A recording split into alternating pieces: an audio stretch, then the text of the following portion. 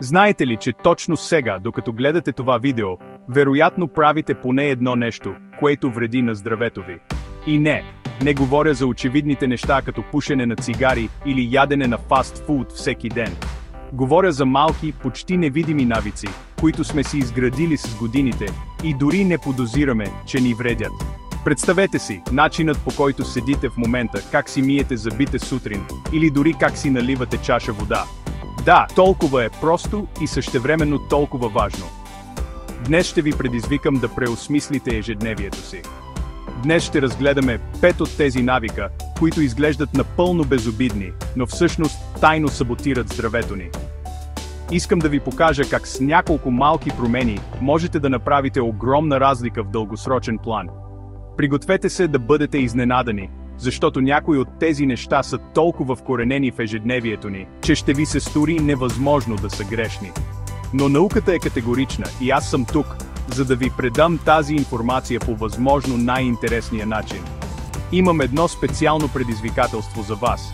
Останете до края на видеото, за да разберете коя е грешка номер 1. Най-често срещаната, най-коварната, която почти всеки един от нас прави, без дори да се замисли. Гарантирам ви, че ще се разпознаете в нея. Ако сте готови да хакнете ежедневието си и да станете по-здрави, значи сте на правилното място. Нека започваме. Добре, нека започнем с първото нещо, което милиони от нас правят всяка сутрин. Алармата звъни, вие я спирате, ставате от леглото и почти като зомби се отправяте директно към кафе-машината. Звучи ли ви познато? Днес ще ви кажа нещо, което може да промени целия ви сутрешен ритуал. Пиенето на кафе веднага след събуждане е една от най-големите грешки, които можете да направите. Сега сигурно си мислите: Валентин, как така? Аз без кафе не мога да функционирам. Разбирам ви напълно, но чуйте науката зад това. Причината се крие в един хормон, наречен кортизол. Това е нашият естествен стресов хормон, който ни помага да се събудим и да бъдем нащрек. Тялото ни го произвежда в най-големи количества точно сутрин, веднага след като се събудим. Когато пиете кафе в този момент, вие буквално пречите на естествения ритъм на тялото си. Кофеинът се намесва в производството на кортизол и с времето тялото ви започва да разчита повече на кофеина, отколкото на собствените си механизми за събуждане. Това води до по-висок толеранс към кафето и нужда от все по-големи дози, за да усетите същия ефект. И така, какво е решението? Няма да ви карам да се отказвате от кафето спокойно. Решението е изключително просто, но изисква малко търпение. Вместо да посягате към чашата веднага, изчакайте между 6-10 и 9-10 минути след събуждане. През това време, дайте шанс на тялото си да свърши своята работа и да повиши нивата на кортизол по естествен път. След това, когато изпиете кафето си, то ще има много по-силен и ефективен ефект. Ще се почувствате по-енергични и ще избегнете следобедния срив. Опитайте това само за една седмица и ми напишете в коментарите каква е разликата. Преминаваме към банята и следващата грешка, която много от нас допускат 2 пъти на ден.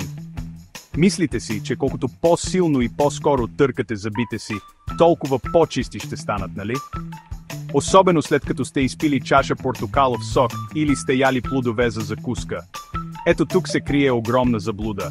Агресивното миене на зъбите, особено веднага след консумация на кисели храни и напитки, всъщност нанася повече вреда, отколкото полза. Представете си зъбния емайл като защитен щит. Когато консумирате нещо кисело, като нарязани цитрусови плодове, човек де портокал, плодове на закуска, сток, цитрусови плодове, сокове, газирани напитки или дори вино, pH нивото в устата ви спада драстично. Тази киселинна среда временно умекотява зъбния емайл, правейки го изключително уязвим. Ако в този момент вземете четката за зъби и започнете да търкате агресивно, вие буквално изтърквате и премахвате този омекнал слой емайл. С времето, това води до повишена чувствителност на зъбите, по-голям риск от кариеси и дори промяна в цвета им. Това е все едно да се опитвате да изчистите дръскотина върху кола с шкурка. Просто влошавате нещата. Но тогава какво да правим? Решението отново е просто, изисква малко промяна в навика. Веднага след като сте консумирали кисела храна или напитка, Първата стъпка е да изплакнете устата си обилно с чиста вода. Това помага за неутрализиране на киселините и възстановяване на нормалното pH. След това, най-важната част – изчакайте. Дайте на слюнката си поне 30 минути, за да свърши своята работа и да реминерализира, т.е. да втвърди отново зъбния емайл. Едва след тези 30 минути можете спокойно да измиете зъбите си с мека четка и нежни кръгови движения. По този начин ще ги почистите ефективно, без да увреждате безценния им защитен слой. Преминаваме към навик, който е станал почти неразделна част от живота на модерния човек, особено на по-младите. Слушалките. Използваме ги в градския транспорт, докато работим, докато тренираме, докато пазаруваме. Те са навсякъде. Но, замисляли ли сте се каква е цената на това постоянно да сме включени? Ето истината, която може да ви шокира. Прекомерната и неправилна употреба на слушалки може да доведе до необратимо увреждане на слуха. И това се случва много по-бавно и коварно, отколкото си мислите. Проблемът не е в самите слушалки, а в начина по който ги използваме. Световната здравна организация предупреждава, че над 1 милиард млади хора са изложени на риск от загуба на слух, именно заради нездравословни навици на слушане. Когато увеличавате звука, за да заглушите околния шум, вие излагате деликатните клетки в ушите си на огромен стрес. Представете си ги като малки тревички.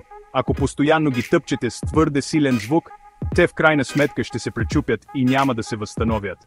Това увреждане е постепенно и често остава незабелязано, докато не стане твърде късно. За щастие, има много лесен начин да се предпазите, без да се отказвате от любимата си музика или подкасти. Запомнете правилото 60-60. То е супер просто. Слушайте музика на не повече от 60% от максималната сила на звука на вашето устройство и за не повече от 60 минути наведнъж. След всеки час слушане, дайте на ушите си почивка. Свалете слушалките за поне 10-15 минути и им позволете да се възстановят. Ако можете, инвестирайте в слушалки с шумоизолираща функция. Те ще ви позволят да слушате на по-ниска сила, без да се налага да надвиквате околната среда. Пазете слуха си, той е безценен. Сега нека поговорим за нещо, което много от вас вероятно правят точно в този момент – седенето пред компютър. В днешния дигитален свят прекарваме часове на ден пред екраните, работейки, учейки или просто за забавление. Но начинът, по който седим, има огромно значение за нашето здраве. Грешната работна поза е тих убиец. Тя води до болки в гърба, врата, раменете, главоболие и дори може да повлияе на дишането и храносмилането ви. Повечето от нас са виновни за това. Прегърбени напред, с глава изнесена към монитора, като костенурка. Нека разгледаме най-честите грешки. Първо, мониторът е твърде ниско. Това ви кара да свеждате глава и да напрягате мускулите на врата и горната част на гърба. Представете си, че главата ви тежи колкото топка за боулинг. Всеки сантиметър, с който я изнасяте напред, увеличава натоварването върху гръбнака ви в пъти. Второ, ръцете ви не са под правилния ъгъл, което води до напрежение в китките и раменете. Трето, и може би най-важното, седим твърде дълго без почивка. Тялото ни просто не е създадено за статично седене в продължение на 8 часа. Ето как да го поправите и да превърнете работното си място в оазис за вашето тяло. Първо, настройте монитора си така, че горният му ръб да е на нивото на очите ви или малко по-ниско. Можете да използвате книги или специална поставка. Второ, регулирайте стола си така, че лактите ви да са сгънати под ъгъл от около 9-10 градуса, а стъпалата ви да са стъпили здраво на пода. Трето, и най-важно, ставайте и се раздвижвайте на всеки 30-40 минути. Дори само за минута-две. Разходете се, протегнете се, направете няколко клека. Това не само ще спаси гърба ви, но и ще подобри концентрацията и продуктивността ви. И стигнахме до номер 5, може би най-коварната грешка от всички, защото тук сме подлъгвани от маркетинга. Влизате в супермаркета с най-добри намерения. Да си купите нещо здравословно. Гледате рафтовете и виждате опаковки с надписи като ниско маслено, без добавена захар, натурално, фитнес, диетично. Звучи перфектно, нали? Слагате продукта в количката, чувствайки се горди с избора си. Ето е огромната грешка. Сляпо доверяване на тези етикети, без да проверим какво всъщност има вътре. Истината е, че хранителната индустрия е майстор на заблудата. Когато от един продукт се премахне мазнината, нискомаслен, какво мислите, че се добавя, за да остане вкусен? Захар. И то в огромни количества, често скрита под различни имена, като глюкозо-фруктозен сироп, декстроза, малтодекстрин и десетки други. Така наречените здравословни зърнени закуски, плодови кисели млека, сосове и дори протеинови барове често са пълни с скрита захар, консерванти и изкуствени съставки. Вие си мислите, че ядете нещо полезно, а всъщност консумирате десерт. Как да се преборим с това? Отговорът е един и е много прост. Станете детектив на етикети. Обръщайте опаковката и четете съдържанието, а не гръмките надписи отпред. Правилото е следното. Колкото по-кратък е списъкът с съставки и колкото повече от тях разпознавате като истинска храна, толкова по-добре.